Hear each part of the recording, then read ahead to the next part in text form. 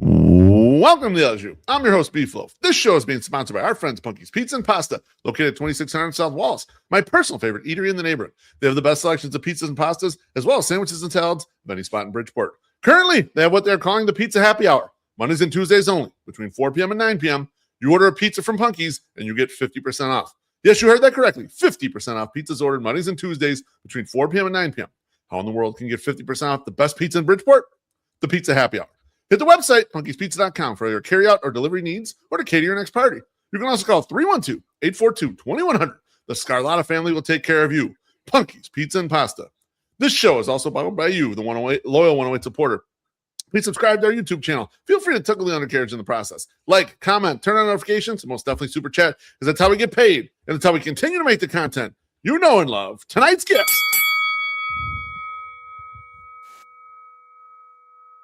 is part of the very elite West Coast contingent of White Sox. His hashtag 108 tourney voting videos are some of the most popular pieces of content created in the tournament. He's a big card collector and also still plays hoops weekly, which makes me kind of jealous. Sox Optimist, welcome back to Au Jus, my friend. What's up, brother? Good to see you. I prefer that. I prefer that JPEG much. I'm so glad to see the last one's retired. Holy shit. I was telling Mrs. Beef, I was telling my daughter Bonita, I was like, I can't use the ab picture, and my daughter's like, why not? I was like, he was upset last time. It makes him uncomfortable. Yeah. So we got the Christmas. You're not as cheery as I would expect you for Christmas. I don't know what's going on here with the little. I need to stop taking pictures myself, dude. I don't know if there's a JPEG I will be comfortable with. Come on now, we can get you a portrait style for next. We'll send you to the mall. We'll get a portrait style for next time. I've been wanting to get you back on because we had a very good conversation last time, and 2 points from that conversation I think are carrying waves into this current season. One of them, you were kind of a big fan of Chase Meidroth when we were getting down. And this was before Chase Meidroth was even brought up, if I remember correctly. I think he was still in Charlotte at the time we had the conversation. He arrived shortly thereafter, played pretty well. I mean, and played materially a full season. The White Sox kept him down long enough to maintain an additional year of control. But as we lean into the 2026 season, there's a new kid on the block that's small and grindy and does second base shit, and that's Sam Antonacci. And so my question for you is, do you got any concerns about your guy Chase Meidroth with Sam Antonacci footsteps in the background? I'm not going to root against Sam Antonacci. There's no concerns here. These, like you've mentioned before, this is a great problem to have. But I'll tell you this right now, and thank you for mentioning that he didn't start last year with the club. Right. And I guess you can effectively say a full season, but no, I am not off the Meidroth wagon. I think there is plenty, frankly, of room between where he's at and where his ceiling is. Love it. Let me tell you why. And I love Antonacci. I'll tell you why I love Antonacci too. But Meidroth last year, and again, his first cup of coffee in the bigs, everything that was advertised was there. He made great swing decisions. He didn't chase shit out of the zone. We knew he was going to have great plate discipline up there. Pretty versatile defender. He was a decent defender last year, but he was playing with a thumb injury the whole time, man. He made good swing decisions, did damage on practically none of it. So correct. I have to see. Now, listen, I never thought Meidroth was going to be a superstar. My ceiling for him is at a slightly above average big leaguer. I think that is still totally fucking in play. I just want to see an extended stint of good health and full opportunity for him. And I think he's going to get that because Antonacci's the shit, but he's never put on a uniform in Charlotte. So I'm pretty not sure the 40-man either. It's a little ways away from him actually joining this club. I would think so. And I love I got the receipts. I've been on Antonacci for a minute. You had Laz on before this. You have Chris Gonzalez after this. I'm sure they're going to use much more concrete reasons to like or dislike a player. I prefer the intangible, which is with Antonacci for me. On this squad, there's a lot of really friendly cats. It is ranging from like fun-loving goofballs to straight up fucking choir boys in some respects. Like Miguel Vargas is a sweet man, it seems like. Yes. But Antonacci seems like a psychopath, which I think is kind of a valuable dynamic to have, particularly in a baseball locker room, particularly not in a veteran, somebody who's coming to snatch your chain if you're not careful. Yeah. And he's produced on every level, college, every stint he's been in the minors, he just bangs. I love everything about his profile, but I think people who are ready to sit Meidroth down or DFA him or trade him or whatever are getting way ahead of themselves. I'm still really excited to see what Meidroth's doing. I love it. I mean, conceptually, I have a hard time envisioning a world where both of those guys are regulars on a team that's good. Now, maybe that's something I shouldn't even fucking worry about right now. Maybe as we get there, one of them will develop more power, or one of them will develop, a skill set that gets traded to another team or whatever. Maybe I shouldn't worry about, like, you can't just have both of these guys in the goddamn infield and expect to be a good team. I'm proud of you as a White Sox fan for not assuming that one of them's going to get hit by a fucking bus or something. That's what I'm assuming. Like Lennon Sosa also sort of in that conversation, just like, let's see who's even alive 3 months from now. And like, for what it's worth, Meidroth in his profile has had injury concerns every step of the way. Like, it seems like he has a big chunk of the season out, at each stop he's been, or has been hindered by some injury otherwise. Like that's attrition. That's what happens in these cases. Like, I love Meidroth, but I'm very open to the idea that he gets bumped out for one reason or another. And I think we got time to figure out with Antonacci anyway. Yeah, absolutely. I love that you maintain the enthusiasm, because to me, I haven't seen anything from Meidroth that should knock him out of the spot. I thought he played well enough last year. You mentioned with the hitting profile, he was injured. The defense was plus, though. Like, you were almost scared to say it, Optimist. His defensive second was plus, and he handled shortstop fine when in a pinch. And that's kind of what you need, at least one guy on the roster, other than Colson Montgomery, to be able to handle shortstop. So I think that bodes well for his chances as well. It's tough, and he did almost play a full season and got plenty of defensive reps. I think 1,000 defensive reps plays or whatever, however you want to categorize it. But yeah, the metrics are a little tough on him. Like, outs above average says he's really good, which mostly measures range. Yeah. Defensive runs saved kind of dock him a bit because he's got a weak arm. It says he's really good on the turn, though, for double plays. I test second baseman. He looks like a totally capable. Right. Yeah, I totally agree with that. And Optimus freeze up a little bit there.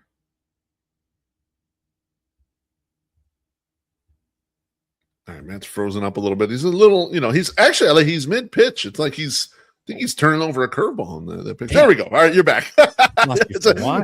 We caught you. You were like this, almost like you're throwing a curveball, which I kind of like. So go ahead. Go ahead. You're saying that they're tough on him. Defensive run saved, now it's above average. But I listen. The eye test suggested that he could play a totally capable second base to me, and I think he's good on the turn too. I think that was definitive in terms of his double play capabilities. So yeah, I mean, and you mentioned we should have another person capable of playing shortstop. I totally fucking agree. We talk about another guy who needs to have an elongated stint of good health. It's Colson Montgomery. So keeping a shortstop around is pretty important still, I think. Absolutely. Now, talking about defense, this was something we discussed last time you were on here. I was kind of a believer in the early White Sox metrics that their defense was going to be better in 2025. And coming out of the gate, it looked not as dumb. So I was kind of fooled by the early stuff that was coming out of there. You were like, you weren't sure about it. You felt those little smoke and mirrors. We get to the end of the season. Now, mind you, we talked about all this before Colson Montgomery was manning shortstop and playing well. But the White Sox still weren't very good all throughout the season. They finished 25th defensive run saves at -32, 27th in fielding run value at -39, and even 19th in defensive efficiency, which is a real simple one from Baseball Reference. Are there reasons to think the 2026 team will be a better defensive team, Optimist? Like, I want them to play better defense. Like, this is part of the whole. Yes, I know we need to bang 200 home runs. I've been a Sox fan for a long time, but I would like us to also catch the ball and help out this pitching staff that doesn't strike anyone out. Yeah, and I would really push back on anybody who says who draws any conclusion from what Colson Montgomery just did. That's way too small of a sample size to deduce anything. I was going through his defensive metrics today, and it says that his range in the hole is really good, but again, he's just played too little there for us to know. I think he's a big guy. His footwork sort of concerns me a little bit. I do think he's eventually a third baseman, although, it might be a year or two away. Infield is what it is. I think Vargas is getting better all the time. Sox Machine was talking about how he was working on his sort of pre-pitch routine and getting better with his reactions. I think our infield, who knows what Mooney is? Right. I mean, he's getting third base reps. You'd think that he'd be more than capable at first base. But who knows? Especially this quickly, like kind of learning the position. Who knows if he will? And who the fuck is even going to play the outfield? I mean, it sounds like Acuna is going to get the run in center, has no real sort of reference for how he would man that position based on his career thus far. So, like, Yep. I got no idea, man. Like I said, who knows how it's going to shake out in the outfield? It could be, I mean, Benintendi's going to start out there, so that spot's going to be bad. You can count on that. Austin Hayes ain't a right fielder. No, he's not. I don't know, Doggy. I'm not expecting too much more. I'm mostly focused on the catching position and making sure that they're both catchers. Yes. Great call, and it may help them that the ABS system allowed them to challenge some pitches and stuff, and reduce the heavy lifting on the framing for those two. That was a huge disparity between Teal and Caro. Like Caro really needed to get his called strikes better. You only got so many challenges to fire off, so I don't know if the impact will be big or not. You got to see it in practice. But you know what, Caro, when I talk about this team having like a bunch of sweet guys on it, Caro does seem like he's got an edge to him. To that degree, if he has things to work on, I feel pretty comfortable that he's working on it. I love it. I love to hear it. And I'm with you on this defense. It's one of the reasons why I caught some shit. I bet under 68.5 wins for the Sox this year. I feel like the defense still is not good. And Optimists, hear me out. They're still figuring out some stuff. Like I think the August and September White Sox will look like a very different team than the group that's kind of starting off here. I think they're going to figure it into like who needs to be playing more often than other guys. I think there's a lot of like out of options guys that are milling around, hanging around. So it'll take a minute, I think, before this team gets their act together in 2026. That's just my personal take. And this defense that we're talking about kind of lumps right in with that. I have a lot of things I'm really excited about. A sudden defensive resurgence out there in the field is not something that I'm counting on whatsoever. Fair enough. Under 68.5? Dog, 68.5. Yeah. Well, 60 wins last year, right? So that'd be 8-win improvement, and I would still the second half was like nearly 500 ball.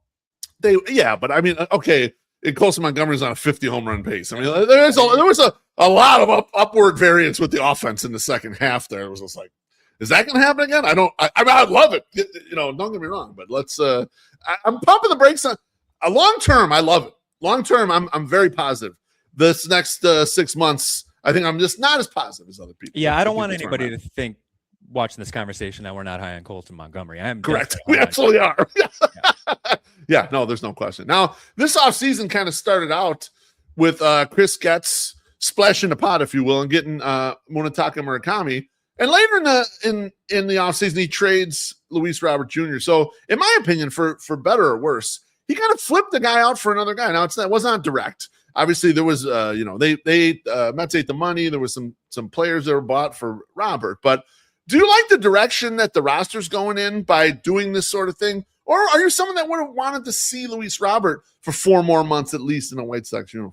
No. I was instantly thumbs up on the Luis Robert deal. The guy has not taken the field for us in 2 fucking years, it feels like. And when he does, it's this. I mean, we don't need to relitigate it. We all saw it. Yep. And I love Luis Robert. I think he's going to have an awesome year. I hope he has an awesome year. That would be awesome. I would feel great about that if that happened. But I didn't think we were going to do anything this offseason. I thought we were going to make moves like Sean Newcomb and Anthony Kay and stuff like that. Mostly because there were so many question marks still out there. But one of the spots where there wasn't a question mark, somebody had to step up and fill the spot, was first base. And we went and stole one of the coolest names off the fucking market. Now we have no idea if he's good or bad, like black and white. He could be good or bad. I'm totally open to the prospect of either. But yeah, I really wasn't expecting much. And this comes with the disclaimer that I'm like uncommonly patient. I didn't think there needed to be moves made because there's still dudes where we need to figure out what they are all over the field. So yeah, in that respect, like the fact that we added an exciting name out of nowhere that we didn't think we were going to have any conversation about, like, hell yeah, I think the offseason was awesome. And I love Luis Robert. I would have been doing this same deal that got done. Acuna was Acuna and something else, right? Yeah, there was a pitcher that they drafted in the 12th. The Mets had drafted in the 12th round from an Ivy League school. I forget the name of the guy. Something Pauly, I believe. If you would have asked me every day for the last 16 months would I do that deal, it would have been yes every single day. So yeah, man, I'm pretty happy with how it all went down, and I am under no disillusion that Luis Robert was going to get us anything more out there, unless by some miracle he came out and banged and stayed healthy for us. Which is like, what's your reference point for that happening? Right? It's way in the rear view anytime that's occurred. I like you mentioning your level of patience. I feel like I was in the same boat coming in this offseason to where a lot of people were like, just go start buying free agents, start spending money. And I agree with you. There are a lot of guys you need to figure out who they are, what their role is going to be on this roster here. And so I was surprised when they did as much as they did this offseason. A lot of the national media, was throwing bouquets at Chris Getz's feet for this offseason. Sox Twitter's a little more ornery, and they were kind of lukewarm about it. Where do you stand about their offseason in total, Optimist? Only in this moment am I realizing how ironic that is, because when do we ever get national media attention that's positive? And it's the one moment that the fans are like, no, you're wrong. This is all. We had Jeff Passan on a one-way podcast, and afterwards, people are like, Jeff's way too positive about the White Sox. We're like, what's going on here? I love that, by the way. That was an amazing conversation. Thank you. I mean, I'm not over the moon about it. I don't know. Pun intended, I guess. Pun not intended. But I mean, it depends what Mooney is, I guess. Right. It feels like that's what they're mostly reacting to. There was no other big splash. We kind of just worked around the margins like we always do, like we should have been doing. Right. So maybe the Mooney thing just drew extra spotlight. Yeah. Maybe other teams didn't shine in the same way. I mean, you could talk about Baltimore getting Alonso. You could talk about, there was all sorts of free agent movement. So yeah, right. I do think it's overstated, but I think we had a perfectly successful and surprising offseason too. Can you fall in the middle, or do you have to pick one side? No, I think you could fall in the middle. I think when you look at it, you almost look like they took one upside shot with Mooney, which turned into an upside shot. He was a guy who was thought to be going to get $100 million.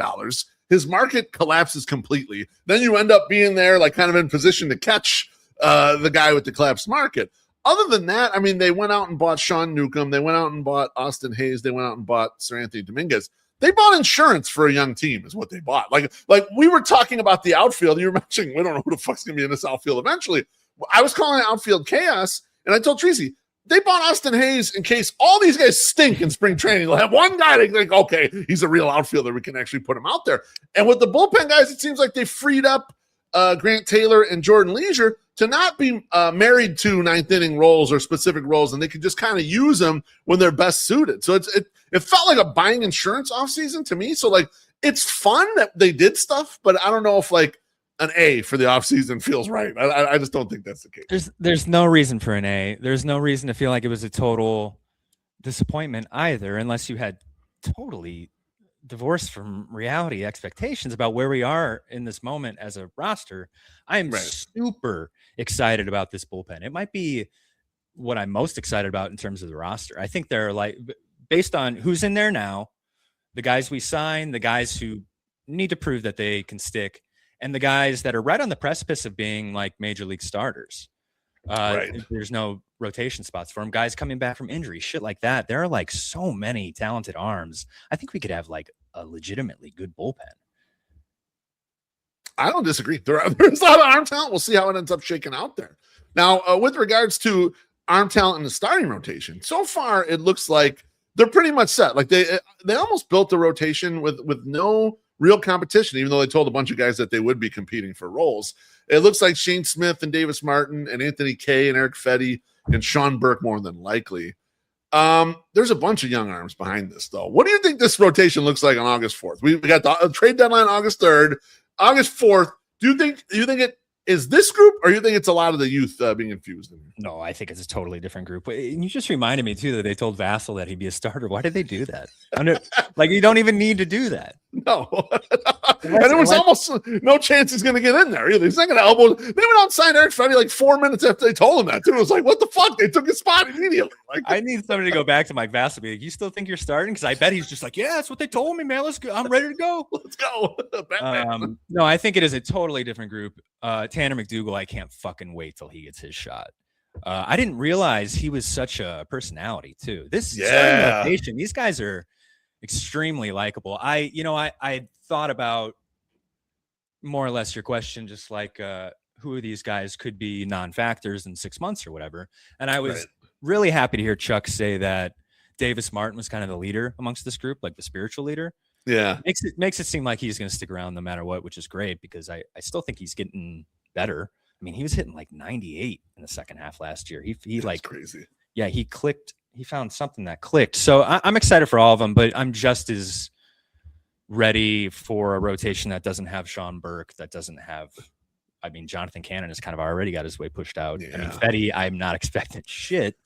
But there are too many names I'm excited about, too many names that I think are right on the precipice of being a major league starter to be concerned about any of these guys not being starters. You know what I mean? Yeah, absolutely. I think it's an exciting position to be in because, if these guys perform great, if they don't, you have men right behind them, kind of almost ready to go and almost ready to put into the spot. And so if a little injury happens, something small, we're going to get a taste of some of these guys pretty quick. And like you mentioned, Tanner McDougal, he's on the 40-man. So they're right there. I mean, they're probably going to be in Charlotte, probably going to be the first arm called up. If there's David Sandman's another dude I'm extremely excited for. Yep. He could bang. He could be Shane Smith. Oh, and speaking of, right now is a great moment to, we don't want to give me flowers for the defensive thing, but then also not mention that I wanted to trade Shade Smith last year while he was pitching well. Oops, my bad. That would fuck things up if we didn't have him right now. I think there's still some people on Sox Twitter who think eventually when this thing gets turned over and that he might be a guy who gets traded. But yeah, he looks like the race. I mean, he looked all a bit of a horse, especially down the stretch. It was like, oh, you got the dead arm period. What's going to happen now? And he looked great down the end. So like he regathered himself. Shocking, man. He pulled out some inner Verlander and was still pumping at 97 in September. That was wild. I had no idea that was coming. Mea culpa to Shane and his beautiful family that's on Twitter, just in case they're watching. I didn't want to trade you because I didn't love you and appreciate you. I just didn't know you had the dog in you like this. That's all. Absolutely does. Now, I mentioned it a little earlier. The White Sox roster has a bunch of fringy guys that are out of options. I mean, even some of the guys they traded for. They traded for, we were just talking about Acuna. There's another guy who's out of options. This is how they get these guys sometimes. Who's your guy to make the team that you'd like to see get in here? Who's in one of those DFA or bust spots? I don't give a shit about any of them. They can all suck as long as one emerges. I mean, I don't want them all to suck. From the pile. You want someone from the pile to pop up on this. I could give a shit who it is, though. No worries at all. If it's Pereira, if it's Dustin Harris, if it's Derek Thrill Hill, if it's Greg Jones comes back and wins a job, I could care less. It doesn't matter to me at all. What I do like, and you had got me on this train, actually, this cat. It's not Alexander Albertus, because I think that's the guy we got from the Dodgers. But it's the guy whose name is almost identical. Oh, yeah. The big guy, the 6'8". 6'8", guy. Yeah, that guy. Yes. I forget that guy's full name. I mean, he's on the 40-man. He's a Rule 5. Yeah, they brought him in as a Rule 5 guy. So he's either making it or he's got to go. Or he gets shipped back. Yeah, no, that's absolutely correct. So, yeah. I'm very into the idea that this guy who never pitched above A ball somehow finds, like, in the way that I want some of these guys to work out, but I don't care who. He is one guy I'm sort of rooting for just because I think the scenario is kind of bizarre. It's a coincidence that he's never played minors higher than the other guy whose name is identical to him. They were both A-ball guys. The guy's knee blew out. Yeah, Alexander Alberto is this guy, the 6'8" guy who's got some stuff. He's pitched a little bit in spring training. He looks like he has some stuff and has no idea where it's going. I'm interested to see if they hone in and say, all right, look, we're just making a project of you. We're going to keep you on the roster and not ship you back here. I'm very interested to see that, especially with Jedrickson Paez being another Rule 5 other name that they're trying to keep in here. Bring up. Yeah. I like what I saw. I like the gambles here on these things. I just wonder, like you're mentioning, they made the bullpen a little crowded. So we'll see if they actually can, got the ability to hold on to these fellas or not. Wickelman's another one too. Like a lot of these middle relief guys that have stuff I'm excited to see. I think they could be legit pieces too. We know the guys who can bang, like Grant Taylor. Anybody else? Jordan Lee's looked pretty good the last 2 months. Even not too bad the last 2 months. Yeah, no, I think we got guys that are legitimately excellent options, and we might have more right around the corner. So that would really help out the starting pitching development too, to have cats that could lock it up from 5 innings on. Yeah, and you know what's interesting about potentially having some real bullpen arms is like the White Sox have missed out on the bonanza that has been trading your relievers for like quality prospects coming back in return. That's happened the last few years. They just haven't had shit to deal in that situation. I wonder if they start seeing themselves as a team who can do that, who can pitch from the group, if it's as robust as it's looking, because you're right, you're getting Prelander, Baroa back, and like there's a lot of arms just hanging around here. Like I don't think Jordan Hicks is going to be shit. I think he's probably barbecued. I think he's been salary dumped twice in 8 months, but maybe he's got a little bit left in the tank and become something too. I don't know, but like I would love for them to be in a spot where they could start dealing off of some excess talent here and turn it into something, because this is, regardless of what you think of the farm, they still lack depth compared to some of the really good farm systems. Well, the pitching development has also undergone this facelift over the last 3-4 years too. So maybe we can start growing them on trees like an organization like the Padres or the Brewers or something like that. Yeah, that'd be nice. That would be excellent. I mean, dude, good teams do that. Right. If you ever want to contend, I mean, Cleveland is a great example of how they just grow these arms on trees. So. Yeah, I mean, as much as it seems like not our brand, it's going to have to be if we're going to be a serious organization. I totally agree. They're going to have to do more. I mean, Shane Smith's a great example. You have to turn the Rule 5 guy into, he's probably a number 3 starter. Like that on a good team, he's probably a number 3 starter. So great. Like you can do that, then you got something. Now you got some advantage over the rest of the group, not just, well, we'll red paper clip our good players into prospects that turn into other good players in the Han era. Like we actually might have an advantage here, which will be nice. I'm kind of counting on that, man. And I love reading Bannister break stuff down on Twitter too. It's just like it's so uncharacteristic of our organization to see competence in black and white like that. So speaking of Bannister, and this is a little off target, he has said a lot of stuff about Grant Taylor that leads me to believe they don't think Grant Taylor is ever going to be a starter. Now, Optimist, do you agree that is kind of like the tea leaves there? And if that's the case, do you make him a big trade piece at some point? If he's coming out in spring training so far, it's been a fucking monster. Like, I mean, he's been real good. Like, you saw the potential last year. It didn't materialize, down the stretch. But what do you think? Well, his last 10 appearances or whatever were fucking lights out. Yep. And listen, I don't know what's taken so long. I thought the Rays were going to do this 10 years ago. I am all for the erosion of traditional starting pitcher roles. Sorry to the old school fans. So if we have guys that can go 2-3 innings, go through a lineup once and bang, what is stopping a major league organization from stacking those guys through 9 innings instead of this mythical like 200 inning pitcher that is dying out? Why is everybody swimming against the tide in that way? So listen, I know what you're talking about in terms of his profile, his release, his extension, all that stuff, suggesting that he doesn't have a starter's profile. I am over the idea that everybody needs to fit into this starter's role, particularly with, this.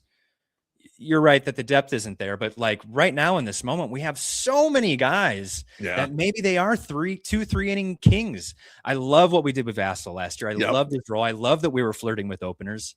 I don't think saying that he's a reliever has to be an indictment in that way. You know what I mean? I think we can find an interesting way to morph the assets that we have into 9 innings of strong pitching.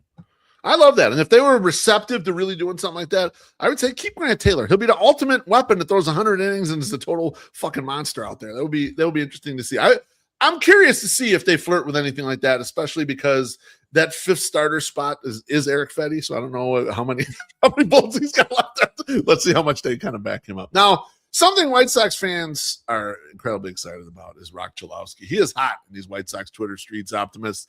I foolishly made the comment that I thought he was more like drafting Elton Brand or Larry Johnson, a.k.a. Grandmama, as the number 1 overall pick, than Shaq or LeBron. That has not gone well for me so far. Where are you at on Rock Chalowski so far as the potential number 1 pick for the White Sox? It is a tricky analogy to thread the needle with, I will be honest with you. And I'm a huge hoops guy, so I'm like, that does kind of make sense. He's not LeBron, and the analogy there would be Bryce Harper.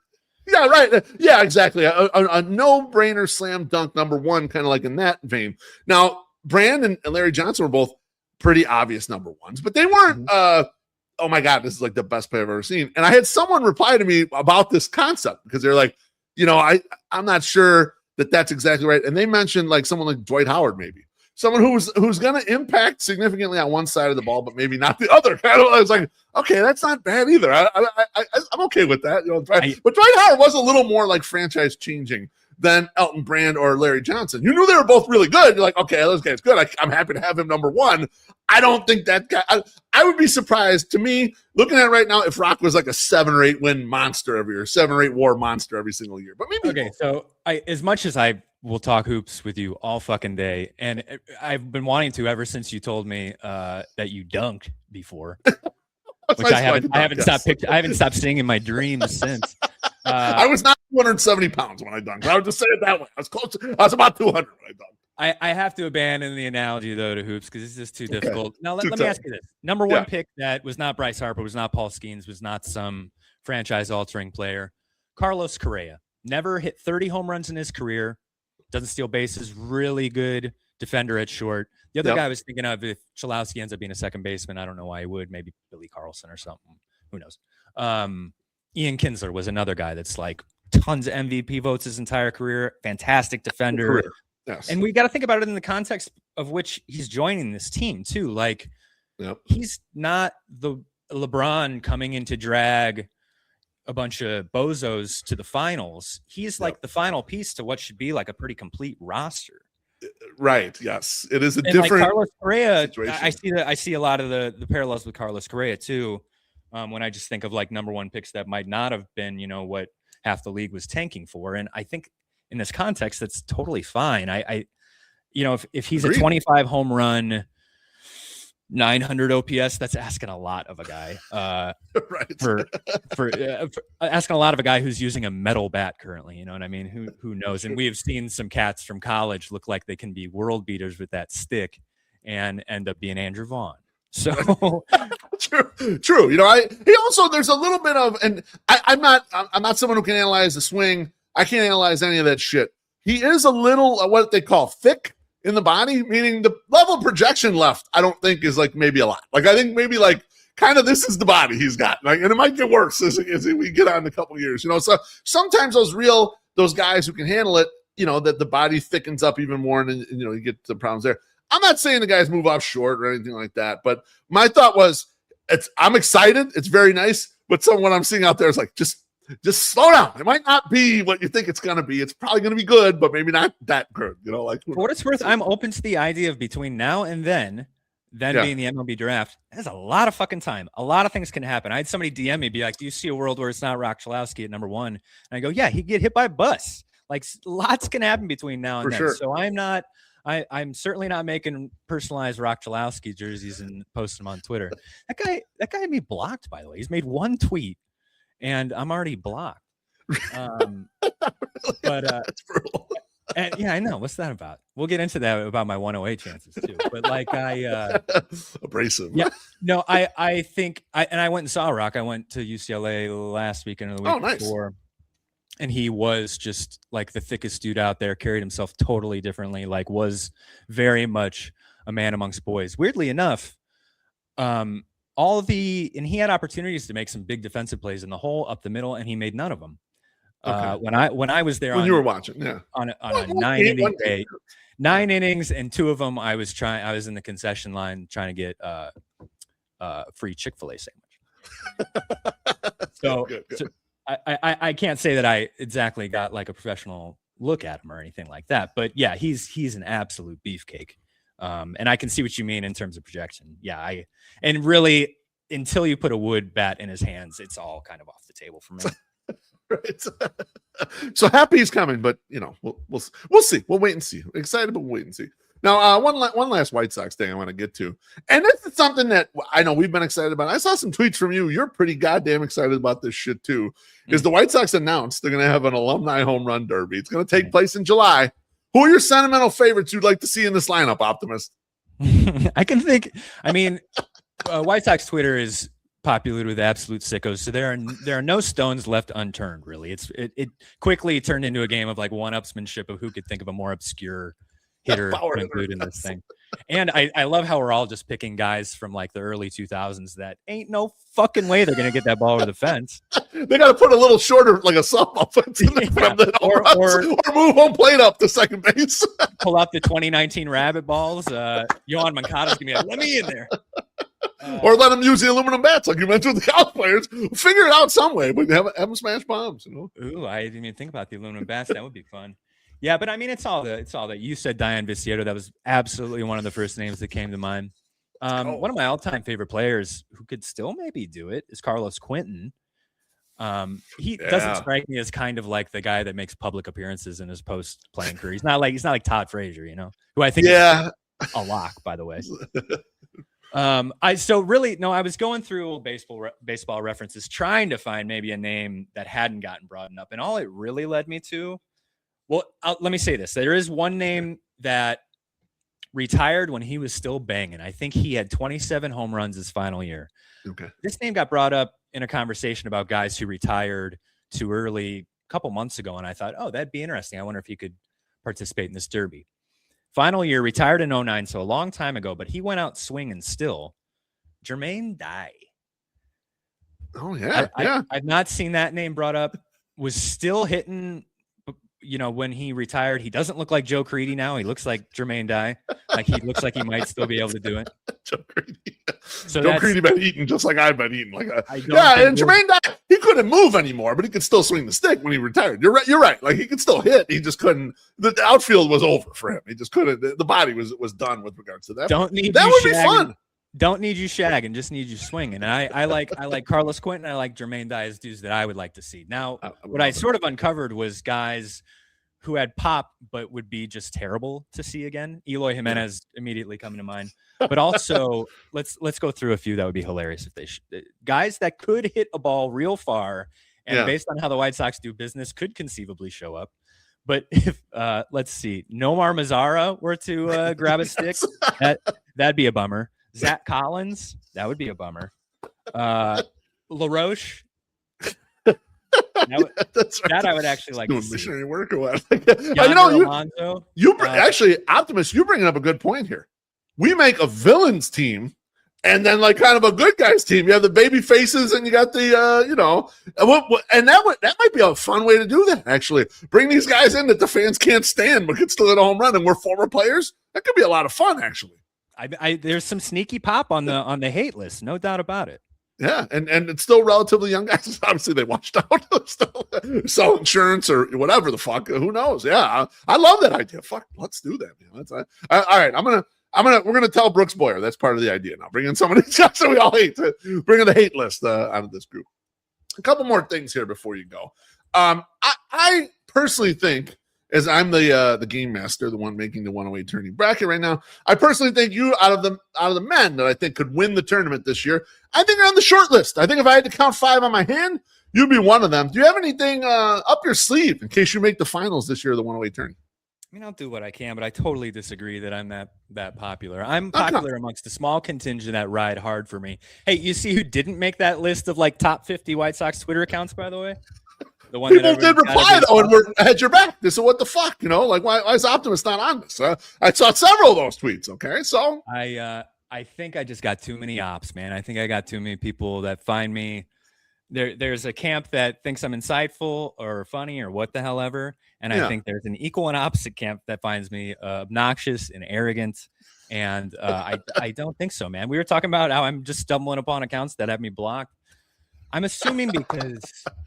Like once a week, I'll be in like a verbal knife fight with somebody with 18 followers. And I feel like most people's feeds are populated with me just in online fights. And maybe that's why I get blocked a lot. Yeah. But I mean, dude, last year when I posted a video of me at the speed pitch at the park, the replies on that, I've never, I haven't fielded so many homophobic slurs in my life, dog. And it was just me existing. I wasn't doing shit. Holy shit. I did not know that. But in a way, though, you kind of need both of it, right? I think because if you have people going against you, more of your army comes then and gets involved in the thing. Not to mention, I think you have people on your Twitter that are outside of the normal White Sox Twitter. And sometimes success involves stirring that group up and getting them involved in doing the voting, because no one else will have that group of people. No one got that group on their side. It's not the White Sox Twitter group making a tough decision between you and someone else. These people don't know the other fucking person. They're just going to vote for you, and there it goes. That's how Alex Rude made a good run last year, because he said he had a lot of the U of I people in there that aren't Sox Twitter people. So it helped. Rude dude is also universally beloved. I don't think he's got ops like I got ops. When I was thinking of cats that had real chances, like, who the hell doesn't like Alex Rude? Like, I think of guys like that. And then I think about past winners too. Like, I mean, we haven't had a guy in a while. And it's been a while. Yeah. Me that I'm not a pretty lady. Yeah. But I mean, Brian Knight's maybe got ops now, but back then I think he was pretty universal. You're right. He got more haters as he was climbing up the hill.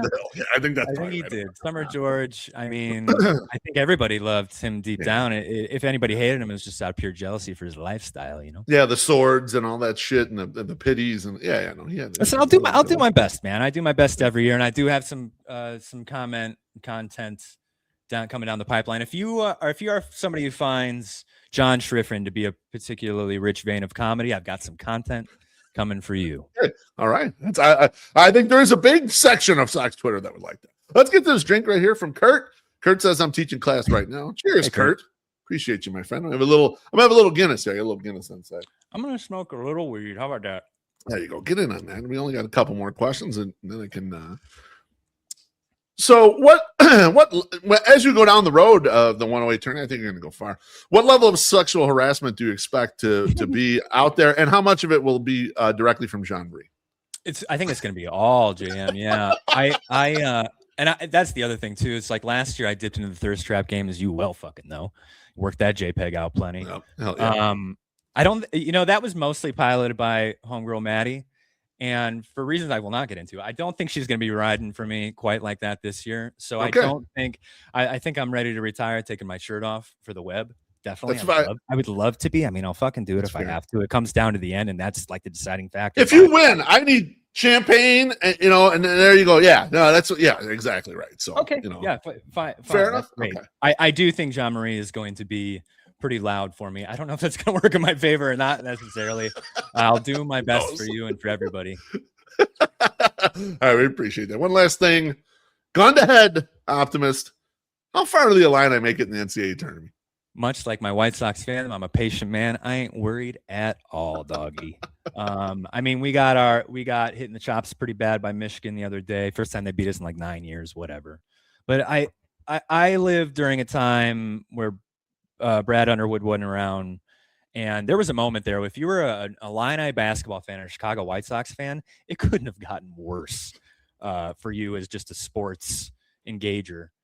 So I know a lot of people are bent out of shape about Illini and maybe their ceiling, but I'm saying Elite 8. I love it. I absolutely love it. It's been a minute since they've gotten that far. I think the farthest I can remember them getting was the game they played against UConn, when UConn had that monster. Yeah, Elite 8 2 years ago. That was tough. I haven't watched a lot of this Illini team. MSS fills me in here or there, but we were at a charity thing for we were doing a trivia, and we're watching on his phone. I was like, man, for as much size as these guys got, they don't block out that well in the defensive box. I was like, they're super talented, but they got a lot of talent on that squad, it looks like to me. Front court could use an extra dose of nasty, no doubt about it. Optimist, thanks so much for talking White Sox defense. Rock Chalowski in the Fighting Illini. Remember, we ain't trying to be right on the show. We're just trying to understand. Anything you want to plug before you go? I guess vote for me in the 108 tournament coming up, assuming that I'm in there. Thank you very much, Beef. Fuck yeah. Take care, Optimist. Good seeing you, my friend. Good to see you, brother. That was Sox Optimist. The best, man. The best. Love talking to him. Next week's guest, I've been trying to have this guy on now for like 2 months, is Chris Gonzalez. Chris Gonzalez hosted a Blackout show. He's going to come on here. We're going to talk about extending Kyle Teal and trading Edgar Carroll. We're going to talk about how the real core of the White Sox championship are a bunch of guys that are not here in Chicago just yet. So there's going to be some interesting stuff in this next discussion. Looking very forward to it. Thanks to Punky's Pizza and Pasta and all the 108 families up in the YouTube comments. Appreciate you smashing the like button, comment, and of course, drinks and tips. We'll see you on Thursday for the 108 podcast, and I love all of you.